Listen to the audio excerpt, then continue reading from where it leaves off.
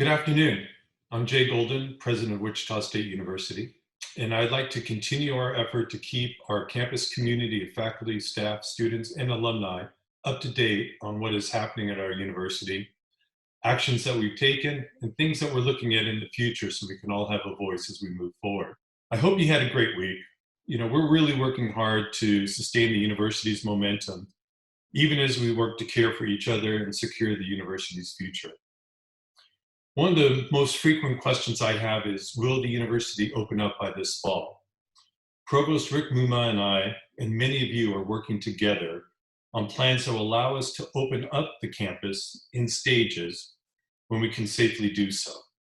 We're hopeful that we can start in some form of opening the campus in the next couple of months, based on the advice of county and state leaders as well as health professionals. I think the provost states it best when he says that for the foreseeable future, we're going to have to coexist with the virus. And I really think that we're going to have to do just that. We're all working hard for the plan for an open campus this fall for our students and faculty and staff, but it's going to be with a new normal. This will include appropriate social distancing, testing, health checks, and other preventative measures to ensure that we maintain a safe campus for all as we have an open campus. There's going to be a lot more information coming out.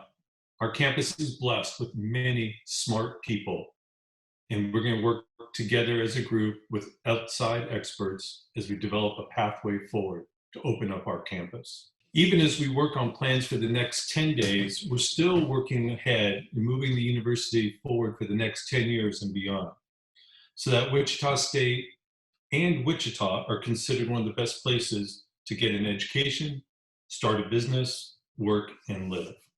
And I think it's important that we continue this progress.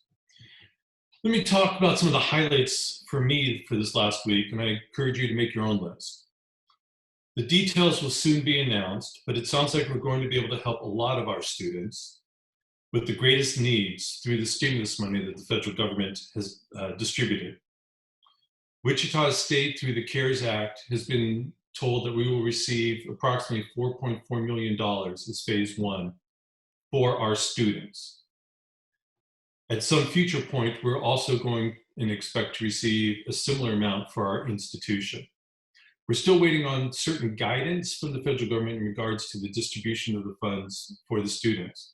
In fact, the federal government requires that we fill out a number of complex forms so that we can actually get the funds. I can tell you that we have finished up that process, and our applications are going to be submitted, and we hope to get those funds as soon as possible. The Kansas Board of Regents unanimously approved our request, which has been in the work even before I came here, to purchase two of our residence halls, the flats and the suites. These are currently privately held, and there was an offer from a company based out of state to purchase them. We had first right of refusal, and we implemented that. So not only are we, importantly, going to be able to take control of these two very important residence halls in the middle of our campus, but we estimate conservatively that we're going to be able to save the university $30 million over the 25-year life of the bond. And bonding rates have never been this low in the recent past. That's important because with those savings, I have guaranteed to lock in the cost of our residence halls for students during the time that they will live there. For the flats and suites, it's generally sophomore, junior, and senior years. So to provide some comfort and support, especially these difficult times, we're going to lock in those rates so parents and students know how much they're going to have to spend over the 3-year period without increases. Our faculty senate is also working hard to support our students, and I appreciate our faculty and the senate for all of their efforts. The senate just passed a very flexible grading policy for this spring semester. And we all know this spring semester has been trying, having to go to online and remote education, as well as the stresses that our students feel because of the shutdown, as well as the virus itself. So students for this spring semester can choose to have their earned grade either recorded or simply get credit, no credit for the course. And they can do that at the end of the semester. I think this is a very important move by our Faculty Senate to help support our students, and I thank them again. I've enjoyed participating in our bi-weekly video town hall sponsored by our Student Government Association. These town halls provide our students and their families an opportunity to ask questions of myself, Provost Rick Muma, Student Affairs, and online teaching leaders. I want to personally thank SGA President Katrina Miller for setting these up, and thank her for her service and dedication as the outgoing SGA president. And I very much look forward to working with our newly elected president, Rija Khan, and Vice President Mackenzie Haas. I'm looking forward to working with them and keeping them appraised, as I am with all of our senators as we move forward during these difficult times. I want to say that these video town halls aren't limited just to students and their families.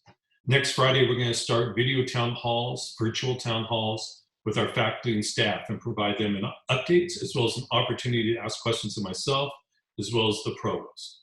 It's important that during these times we embrace shared governance, as well as to ensure that our faculty and staff are kept up to date and try to quell unknowns and rumors with facts, as well as garner your important input and ideas and concerns. And we're going to do that. A number of items closing out made news this week, and I just want to highlight a few.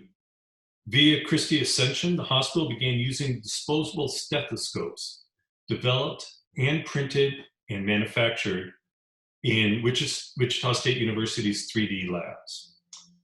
These are for COVID-19 patients. It's just one more example, I believe, of the work Wichita State University does as the Kansas Innovation University, and what we do to help through innovation to support our healthcare workers and providers who are on the front lines, providing safety, security for all of us and our families. Looking ahead from focusing on today to the future, the Kansas Board of Regents this last week approved several long-term proposals. They've been in the works for quite a while. This includes approving a prior request to the legislature for funding faculty, staff, and students for our Pan-University Convergence Sciences Initiative that we've been engaging our faculty on since my arrival. This will also include potentially a facility that could be built to house our faculty, staff, and students with some industry partners and government agencies through non-state revenue specifically targeted for these type of economic development and innovation projects. There's no timeline or timetable on when or if we're going to receive those funds from the state. Finally, we've been given the chance to remove the aging stands at Cessna Stadium sometime in the future. And boy, this did make the news. There are no immediate plans to tear down Cessna Stadium right now. Our focus is on more important other items across this campus. But it's important that we do have the permission. We can file it, and at some particular point in the future, we can then go out and seek donors to help us support both the tear down as well as kind of the rebuild for a more multi-purpose facility. Having said that, I want to be very transparent. There is the opportunity, we don't know if it's going to happen or not, but it did happen in the last stimulus, that we as a university, as well as other universities and the public government sectors, could receive some type of federal stimulus for shovel-ready projects. So we're working across our campus now to think through and try to understand and document, do we have any shovel-ready projects for academic facilities, student affairs, athletics like Cessna Stadium and others, that those funds would be provided in a very short manner and would have to be used very quickly. So we're going to evaluate that. So Cessna could be on it, could be other facilities as well. We just don't know. And we're going to work through the campus community to identify and prioritize which ones we would put forward if given that opportunity. You know, when facing a huge, multifaceted challenge like the pandemic, you sometimes have to focus on just winning the day, doing your very best with what's right in front of you. That rolls into winning the week, and if you keep winning the days and weeks, you end up in a good place, and that's what we're trying to do. We also all have bad moments and things we wish we'd done differently, but we need to have some grace, forgive ourselves, and forgive each other as we work through all these difficulties. These are trying times. I hope you've had a good week and that many more are ahead. I hope you and your families are healthy and safe and keeping positive. I will keep you in my thoughts and prayers and hope that you have a chance to get outside this weekend and renew your energy and optimism for the days ahead.